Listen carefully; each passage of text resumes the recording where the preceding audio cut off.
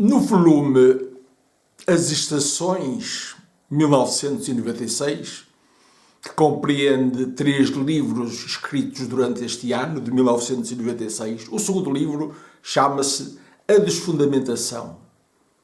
Vou ler 3 textos escritos no mesmo dia, 9/7 de 1996, em que, de uma maneira ou de outra, se fala da desfundamentação ou do fundo. Vamos ver de que é que se trata. Primeiro texto. Nada foi escrito. Nada foi escrito. A compreensão tão nítida, até fazer doer. Nada foi escrito. Nada está escrito. Tudo isto que surge e é, nunca foi testemunhado por nenhuma memória. Agora é agora. Aqui é aqui. Uma perplexidade tão grande e enigmática que quem escreve se sente na obrigação de dar conta da contemporaneidade, na contemporaneidade da sua experiência. Agora, depois da ceifa, súbitas ilhas da Páscoa emergem no apagado horizonte pela sugestão de fardos empilhados fitando o velho sul. Uma sagração do verão, onde a religiosidade ausente permanece pela formalidade do gesto reconhecido. O automóvel não é um barco da aventura, mas passar de arquipélago em arquipélago deixa no olhar uma nostalgia sem tempo.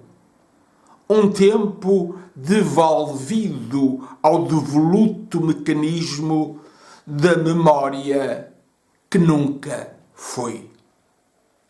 Não, nada foi escrito, mas a realidade escreve-se tão nitidamente na percepção que os sentidos do corpo quase preveem ou preludiam uma humanidade perdida na perdição da geração que passa de um nascimento até ao passamento previsível. Para onde se vai? Que mar é este que não é mar? O mar contido no azul da taça que se divisa do terreno onde para o automóvel.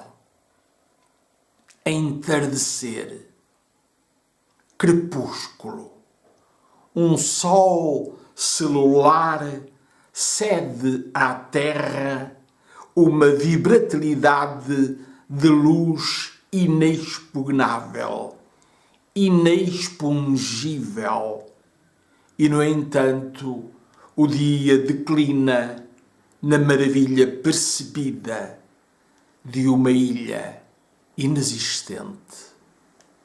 9/7/1996. Texto seguinte. Apenas a escrita. Não se desfundamenta o que nunca teve fundamento. O fundo foi sempre uma necessidade humana. É, pois, desumano o gesto que pretende apagar a ilusão? Ou apenas é uma tentativa de libertação? E para quê? A pergunta fica ressoando pergunta como um estigma, uma agonia perdida da etimologia, uma súbita capacidade afetiva de tonalidade que a língua por acaso concedeu ao momento. Não há, pois, operação intelectual ou processo histórico no que há e aparece. Palavras soletrando realidade. Um real de tal maneira inexpresso que é mera especulação dizer-se que se perpetrou um crime onde nada mais se fez que viver a ocasião. Como agora, a perplexidade atinge o clímax. Não porque se queira dizer o indizível, mas porque o dizível não possui uma maneira para ser dito, escrito ou contemplado em escrita. É sempre um arremedo à tentativa. Nenhum medo, porém, asfixia a linguagem do homem que escreve. Não há somente o trabalho da catacrese, há também a catacrese da obra, trabalho obscuro onde se acham os dias e as experiências de vida. Vida, vida, foi a lenga-lenga ao longo da vida. Como explicar tal atitude? Que se ganhou com isso? Nada. Mas este nada volatiliza-se na pronunciação de que se faz um eco. Desmerece-se conceito ou simples apropriação de uma abstração abstrusa. Nenhum fundo na civilização que se afunda. Apenas um homem que escreve, apenas a escrita em dia do que foi e do que é e do que será imensamente. 9/7/1996. Terceiro e último texto. Com ou sem fundo. E mesmo assim, talvez haja demasiada teatralidade na encenação de um real. Talvez o tom continue, apesar de tudo, a fundamentar o vazio do sentido, último resquício de um logocentrismo que não debanda a estrutura ontológica da língua que se usa. Esta língua.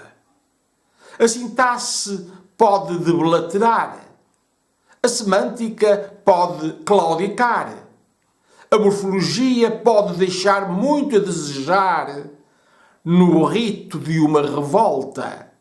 Permanece, contudo, que tónica a tonalidade cognitiva e sensual. Dizer-se, estar-se a dizer, estar-se a escrever o que o real manifestamente repudia pela sua indiferença. Haverá saída? Não há saída. Há apenas o apontar dos limites em que se vive e pensa e sente.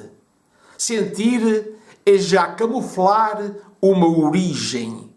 Pensar sempre foi condicionar a biografia com a presença tumefacta ou febricitante da língua. Haverá razão para tristezas? O que interessa compreender não é a descoberta do século descoberto no sofrimento de dores ancestrais, mas sim o alcance do limite. Algo tem que mudar. O planeta corrompe-se no horror da ameaça humana. Que homens são estes que não são homens? Que inteligência governa o mundo ao ponto de se presenciar a injustiça como um dado adquirido? Que presente desmente o futuro? Nenhum vaticínio, mas o olhar não se engana. Rios poluídos, populações esfomeadas, continentes desprovidos de conteúdo. E para quê? Nenhuma economia é Deus e, no entanto, saber ignora como organizar o mundo com ou sem fundo. 9/7/1996. Aqui estão os 3 pequenos textos escritos no mesmo dia.